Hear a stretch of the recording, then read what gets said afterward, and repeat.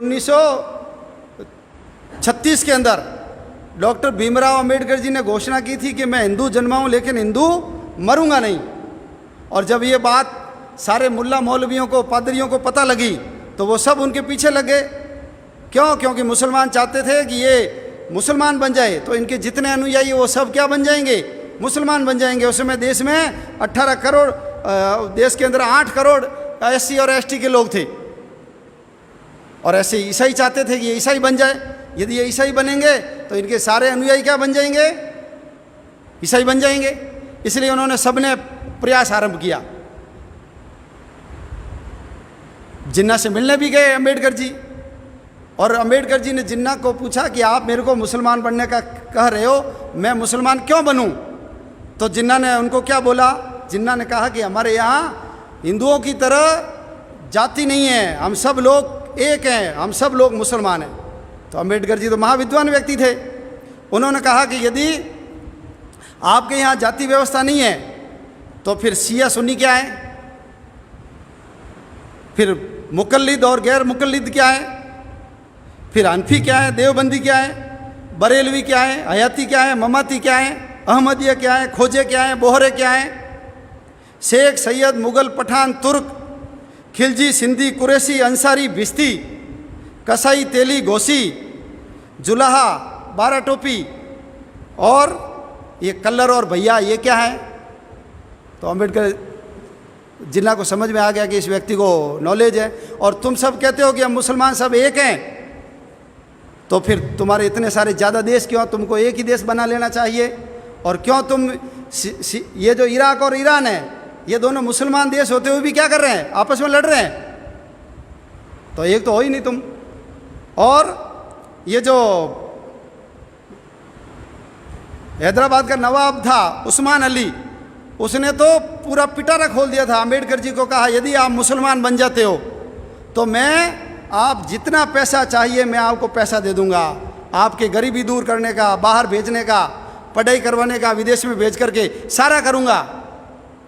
लेकिन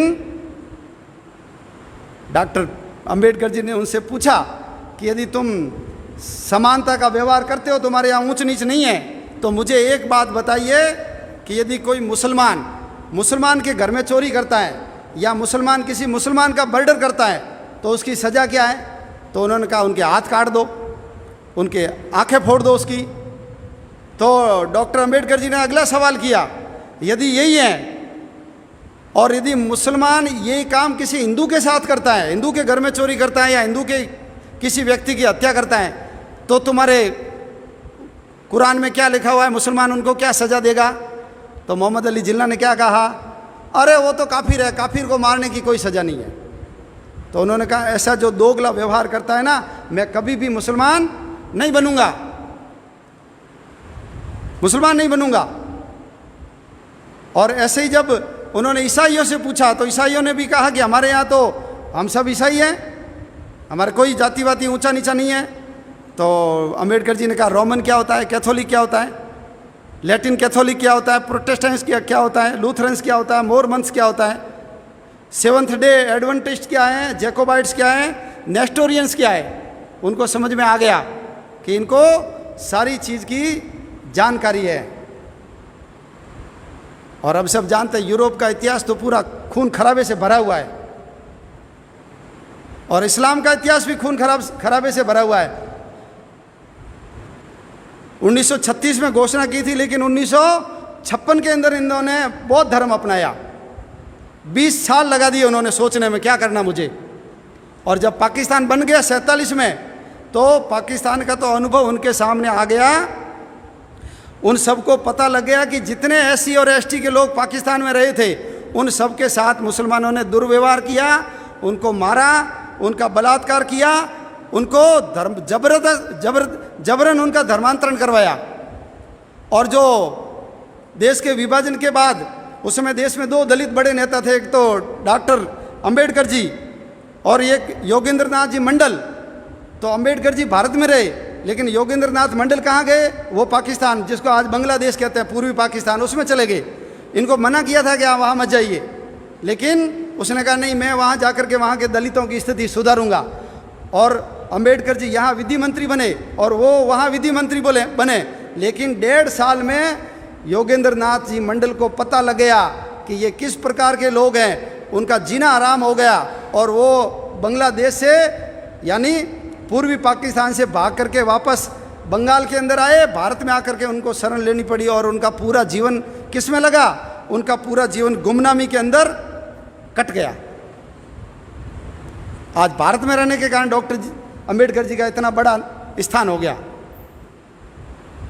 तो अंबेडकर जी ने कहा था, जिसकी जड़ें विदेशों से जुड़ी हुई है उसमें मैं कभी भी नहीं जाऊंगा। बौद्ध धर्म तो हिंदू धर्म का ही अंग है। ये जो हमारी धर्मधारा चल रही है हिंदुत्व की, उस हिंदुत्व की धर्मधाराओं में से जितने पंथ संप्रदाय निकले हैं उनमें से ये एक पंथ बौद्ध धर्म है। और यदि वो बौद्ध बन जाता तो क्या फर्क आ जाता, वही नाम रहते हैं हमारे जैसे, वही पूजा पद्धति, वही दीपक, वही चावल, वही मौली, वही अगरबत्ती, वही माला, वही फूल, वही टंकोरी, वही आरती, कोई फर्क नहीं पड़ता बुद्ध बनने से। और हमने तो हमारे जो अवतार हुए हैं उनमें से भगवान बुद्ध को क्या माना है, अवतार माना है। तो अंबेडकर जी का बहुत बड़ा योगदान है। यदि उस समय अंबेडकर जी मुसलमान या ईसाई बन जाते, उन्होंने कहा भी था, यदि मैं ईसाई बन गया तो मेरे ऊपर अंग्रेजों का एजेंट हूँ ऐसा आरोप लगेगा, इसलिए मैं अंग्रेजों का एजेंट नहीं बनना चाहता।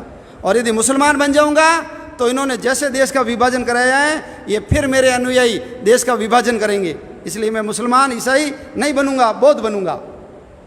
इसलिए डॉक्टर अंबेडकर जी का हमारे ऊपर ऋण है और उनके कारण ही आज ये भारत बचा हुआ है। यदि वो बन जाते ना मुसलमान तो 1947 आता ही नहीं, उससे पहले ही देश का विभाजन हो जाता। और ये अभी जितनी ज़मीन गई ना उससे ज़्यादा ज़मीन हमारे हाथ से चली जाती। और ये सारे जितने हमारे दलित बंधु हैं ये सारे आज मुसलमान बन करके हिंदुओं के खून के प्यासे बन जाते हैं। तो ये बहुत बड़ा पाप होने से रोकने का काम यदि किसी ने किया है तो ये डॉक्टर भीमराव अंबेडकर जी ने किया है, इसलिए हम सब लोग उनके ऋणी हैं। अशोक जी सिंघल ने कहा है हम सब लोगों को इन लोगों के चरण छूने चाहिए। क्यों?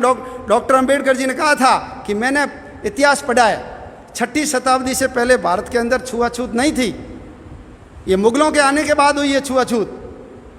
हाँ, अपवित्रता जरूर थी लेकिन अस्पृश्यता नहीं थी। और यदि वो बन जाते तो आज हमारी भूमि भी कम हो जाती, हमारी जनसंख्या भी कम हो जाती। इसलिए इन लोगों ने अपने धर्म को बचाने के लिए ये काम कर लिया, मांस निकालना, चमड़ा निकालना, मैला ढोना स्वीकार कर लिया, लेकिन ये मुसलमान नहीं बने। इसलिए हम सब लोगों को इनके चरण छूने चाहिए। ये वास्तविक स्वतंत्रता संग्राम के महान योद्धा सन्यासी है।